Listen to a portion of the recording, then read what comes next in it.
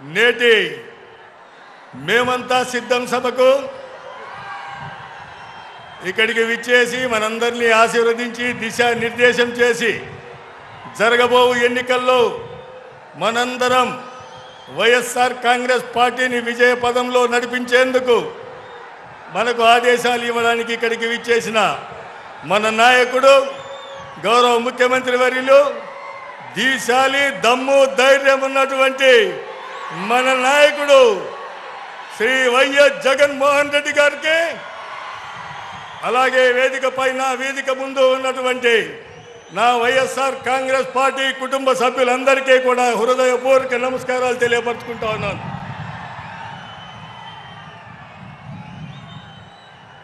గౌరవ ముఖ్యమంత్రి వర్యులు వైఎస్ జగన్మోహన్ రెడ్డి గారి ఆశీస్సులతో మన ఒంగోలు పార్లమెంటు నియోజకవర్గం నుండి